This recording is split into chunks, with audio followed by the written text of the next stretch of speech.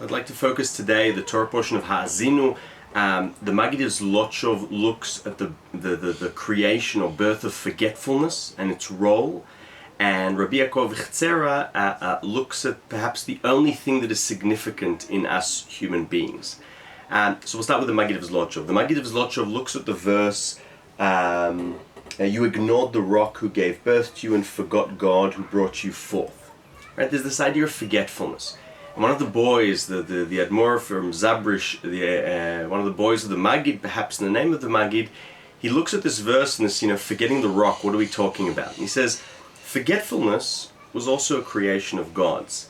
God created forgetfulness, right, so that we don't forget God. We don't forget where we come from, but he did it also for our own sakes, so that we could forget, for example, what?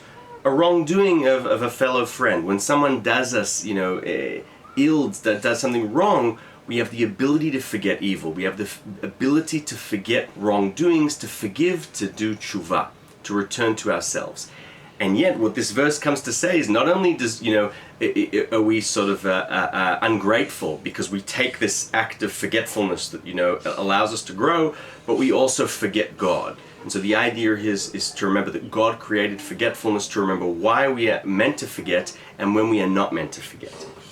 Now, Rabbi Abuhatzeirah, he looks at the aspect of the only thing that is perhaps sort of, if forgetfulness is something that happens in our memory, then Rabbi Yaakov focuses on the creation of thought, and that is words.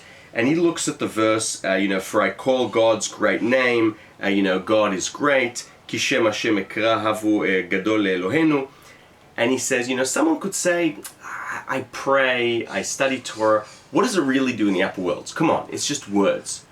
But he says we need to understand the ramifications of our words and what happens. Because as we know from when we say Kedusha, the sort of pray where we stand up like angels, and we then mimic the words of the angels above, where what do they say? They look one to the other and say, blessed, or holy, holy, holy, kadosh, kadosh, kadosh. And Rabbi Yaakov teaches us, we need to understand from this, that the only thing, there is no material in the upper worlds. There is only spirituality. All the angels can do in such a world is speak. And their lips are sealed until we speak words of prayer. Meaning when we read Kadosh, Kadosh, Kadosh, the angels are praising God, it can only happen when we humans use the one thing that we have that is divine, and that is our speech. When we speak and we have the intention with the right words, when we pray, when we talk to someone, those words have these huge ramifications in upper worlds, and only then can angels speak their words of praise. So if we think that by praying it's only so that God can hear, we're told here also, Kabbalistically, the angels can't pray until we pray, and we pray with intent. Thoughts on the Torah portion of Haazinu. Shabbat Shalom.